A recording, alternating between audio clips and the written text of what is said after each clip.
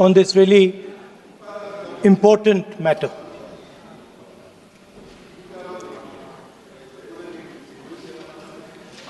Speaker, sir, have you ever wondered why Mahatma Gandhi laid such emphasis on khadi?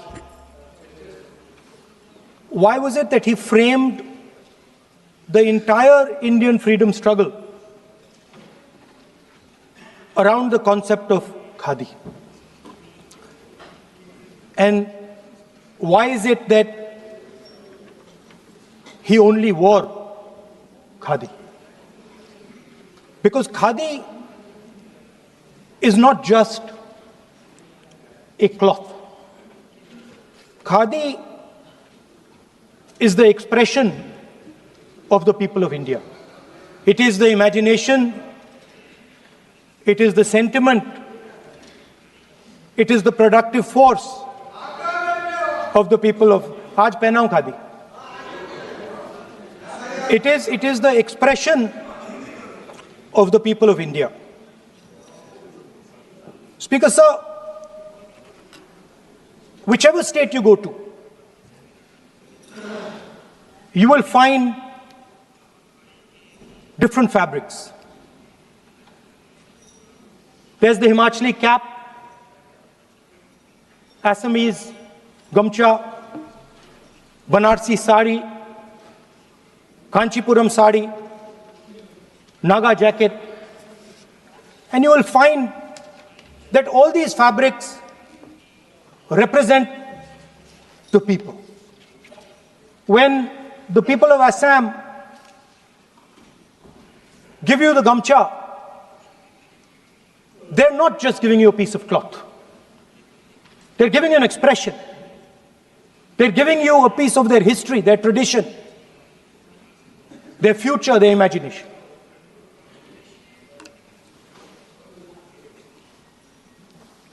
It's the same when the Nagas wear that jacket. When they come and see us, they make us wear the jacket because they want us to be embraced by the fabric. But Speaker, sir, these fabrics are beautiful. But if you look slightly deeper and you look closely at the fabric, you will find that each one of them has thousands of little threads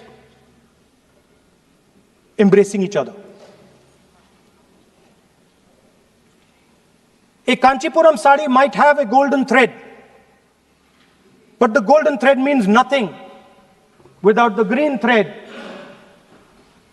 or the yellow thread near it. The other thing to notice about the sari or any other fabric is that all the threads are equal. No one thread is superior to another thread. They all come together. The threads cannot protect you. The threads cannot keep you warm. But when they come together as a fabric, they can keep you warm, they can protect you, they can express what you have in the heart. Speaker, sir, in the same way, our nation is also a fabric. It's a fabric made up of 1.4 billion people, and the fabric is woven together by the vote. Let me repeat it. It is a fabric of 1.5 billion people, and it is woven together by the vote. Everything that we see, in fact, this house where I'm standing today, the Lok Sabha, Rajya Sabha, Vidhan Sabhas across the country, Panchayats across the country, none of them would exist if the vote did not exist. We talk with great pride about HAL, BHEL, ONGC, Tejas, Chandrayaan. We have a list of things we say. Not one of those would exist without the vote.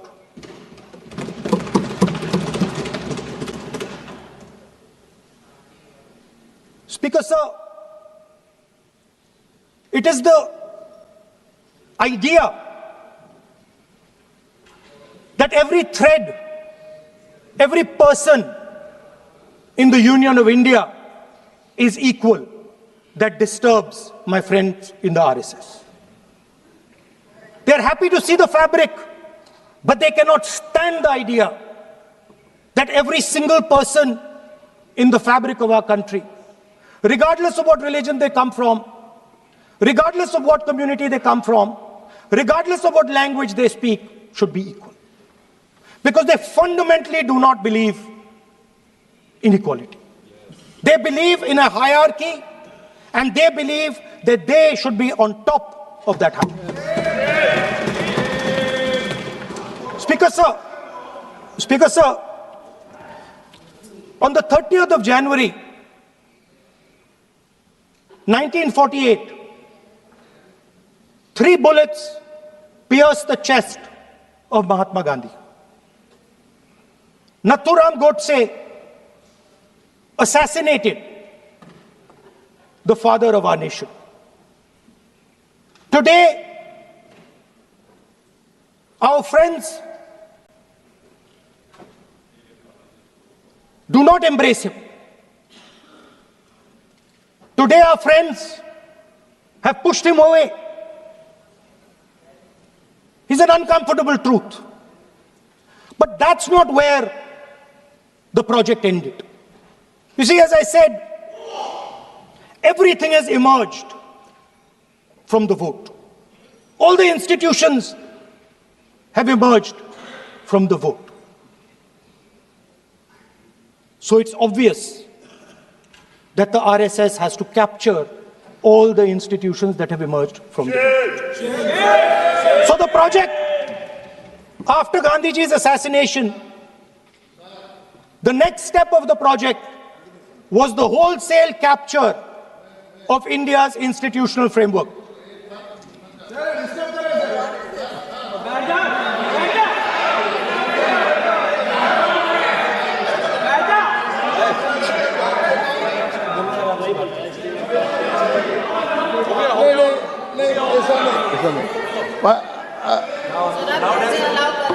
So what is this, sir? Sir, अभी नहीं पहना हुआ आज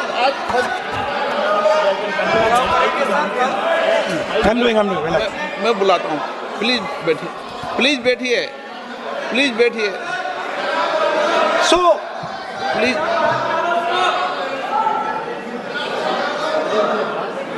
sir, आप बोले पर हाथ मत जोड़े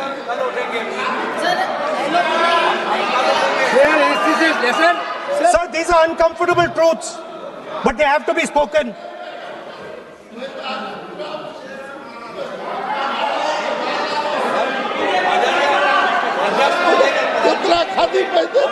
थोड़ा बता दे So these are uncomfortable truths, but they have to be spoken. My friends don't like the connections I'm making. They're disturbed by them. It's obvious. Speaker, sir, so after the father of the nation was assassinated, his vision of an equal India, of an India where institutions belong to the people, had to be destroyed. And so the process started, and the RSS attempted to capture one institution after the other. And I will give some examples so that it is crystal clear that this is the case. Everybody knows how vice chancellors are placed on top of Indian universities today. Every single person knows this. You go to any university, you speak to any youngster in India, he will tell you that it does not matter whether the professor has qualifications. It does not matter whether the professor has a scientific temperament. The only thing that matters is the professor belongs. माननीय सदस्य, एक minute, माननीय सदस्य, चुनाव सुधारों पर चर्चा हो रही है। सर ये मैं उसी पे कर रहा हूँ सर। आप किसी भी संगठन का नाम जो इस हाउस में उसका नाम ले लें। एलओपी है तो इसका मतलब ये नहीं है। एलओपी का मतलब नहीं, आप जनरल बात बोलो। आप राष्ट्रपति भाषण में बोलिए जनरल बात। सर हम लोग सुनना चाहते हैं। सर स्पीकर सर, हम लोग सुनेंगे शांति से। हम लोग शांति से सुनना चाहते हैं। और ये आप लोग सुनिए ना क्या कहना चाहते हैं। धमकी देंगे आप? हम लोग सुनने के लिए बैठा है। अभी तक नेता प्रतिपक्ष एक शब्द चुनाव सुधार पे अभी तक आया ही नहीं है। संसदीय कार्य मंत्री बोल रहे हैं। मैं स्पीकर का परमिशन से ही बोल रहा हूँ। हम सुनने के लिए बैठे हैं। अरे हम सुनने के लिए बैठे हैं। नेता प्रतिपक्ष चुनाव सुधार के लिए जो सुझाव देंगे सुनने के लिए तो हम बैठे हैं। लेकिन चुनाव सुधार को नहीं बोलते हुए कहा जो इस सदन से कोई वास्ता नहीं, जो संगठन उसका कहानी किसी और का बोलना ये कोई उचित नहीं है। समय बहुमूल्य है, समय का मर्यादा भी है। सबका सब यहाँ सुनने के लिए बैठे हैं और ये समय बहुत कीमती है। इसलिए हर एक पल अच्छा शब्दों का कोई अच्छा ज्ञान दे, सुझाव दे, सुनने के लिए हम लोग बैठे हैं। मेरा एक सीमित अनुरोध है नेता प्रतिपक्ष से, आप विषय पर ही रहिए।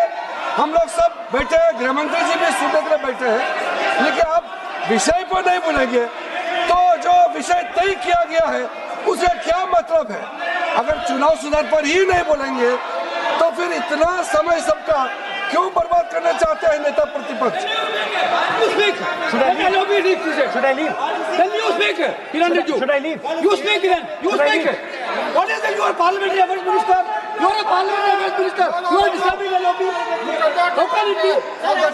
You are a parliamentary affairs minister. You are disturbing the lobby. Subject में नहीं आपका lobby. आपका lobby subject में नहीं. ये विषय कर रहे हैं. The discussion. One second. The discussion is about the vote and electoral. The discussion is about the vote. एक मिनट सर मुझे बोलने नहीं।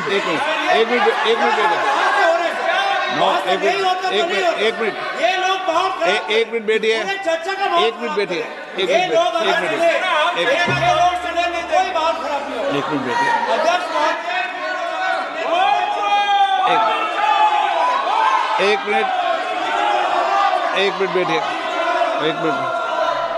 माननीय सदस्य, मैं बैठे बैठे अनऑफिशियली बोल रहे हैं, उस विषय बोल रहे हैं। सदन की गरिमा को बनाए रखें। आसन को चुनौती देने का प्रयास मत करिए, ये ठीक नहीं है। Speaker sir, I want to make it very clear. Please.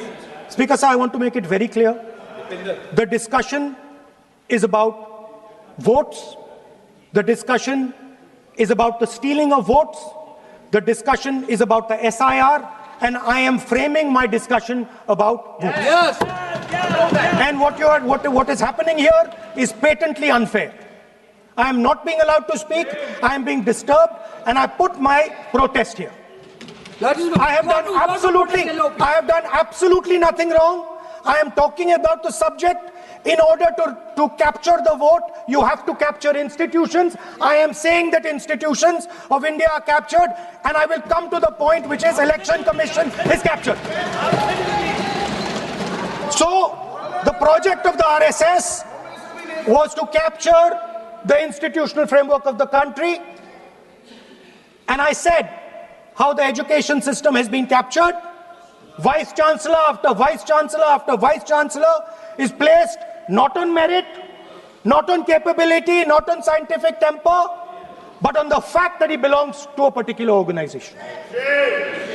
Second capture, which helps in destroying democracy, the capture of the intelligence agencies. We have the Home Minister sitting here, the capture of the CBI, of the ED, of the Income Tax Department.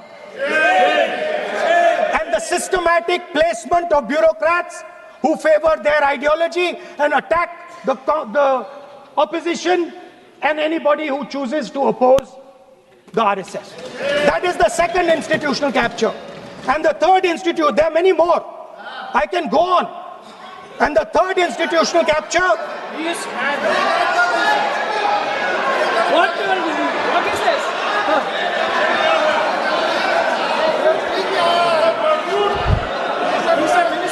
मानिए please मानिए.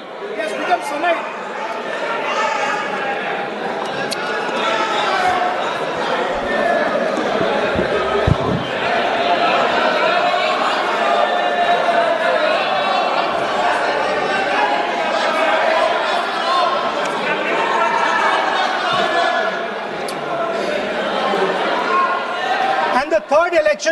The third capture of the institution that directly controls the election system of our country, the Election Commission.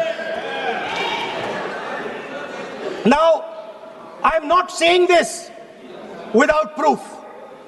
I have put forth adequate proof about how the Election Commission is colluding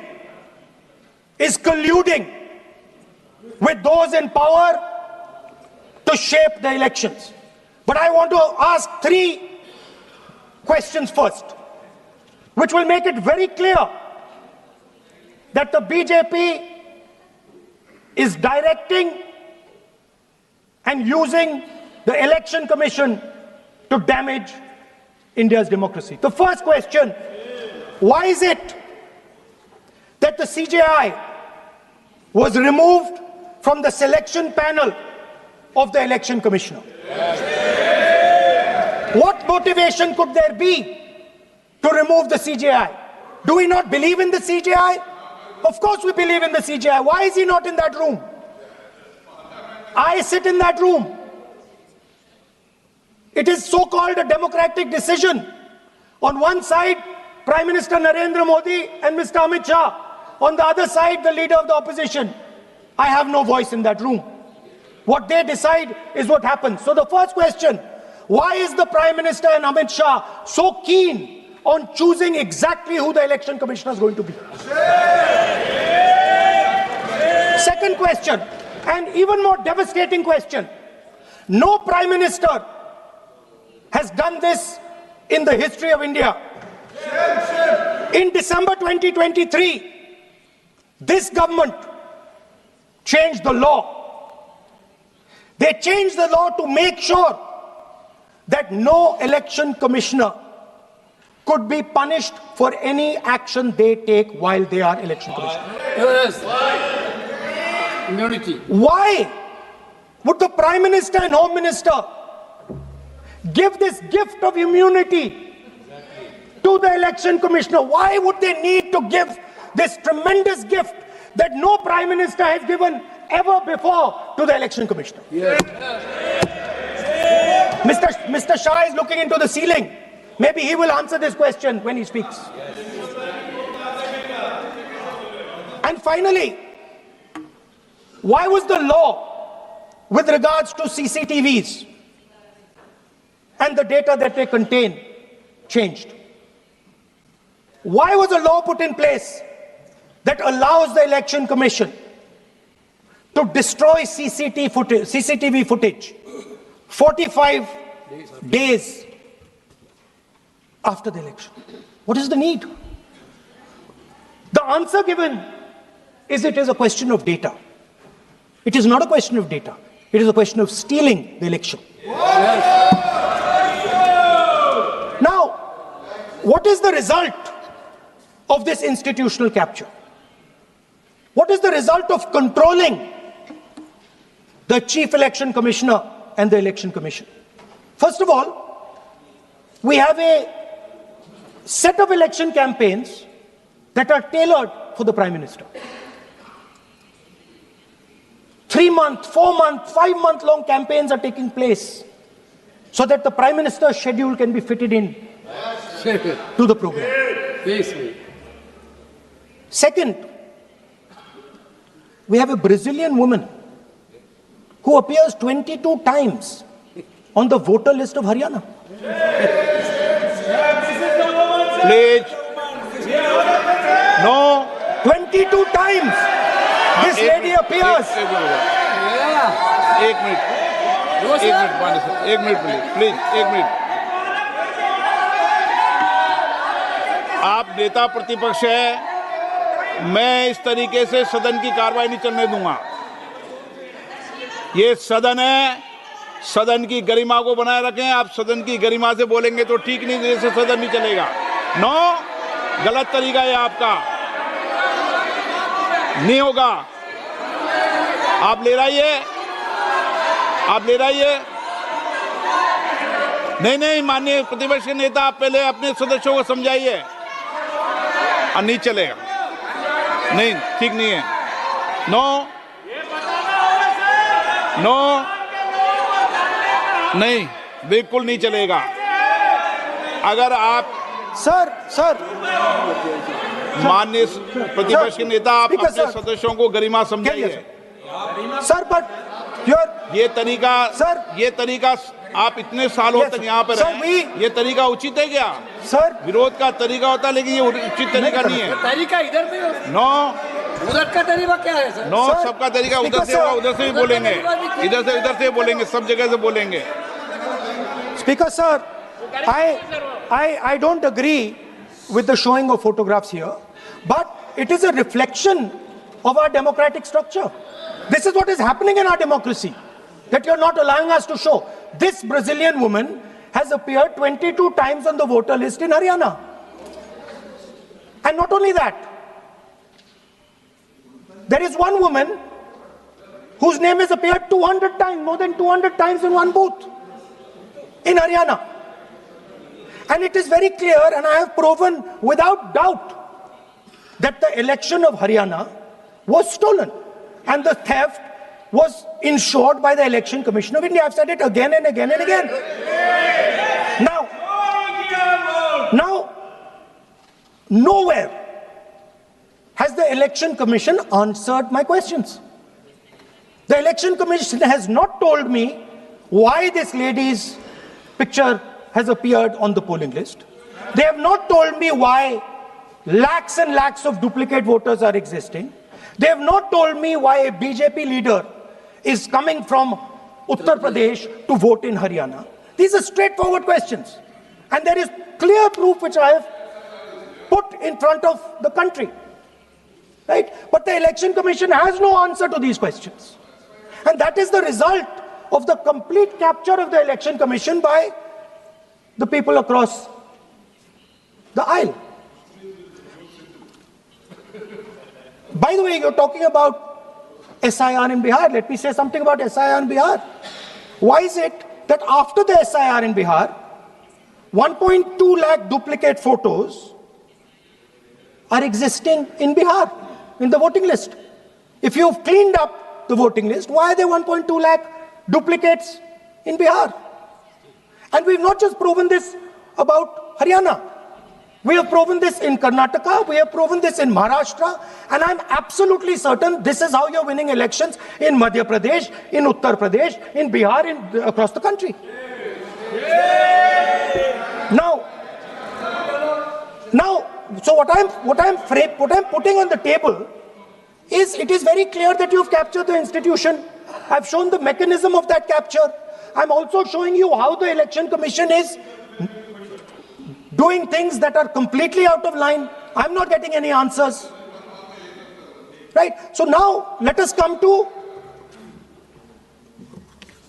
how, when we are talking about electoral reform. Electoral reform is very simple. The point is, nobody wants to do it. The government doesn't want to do it. What does electoral reform require? What we've been saying.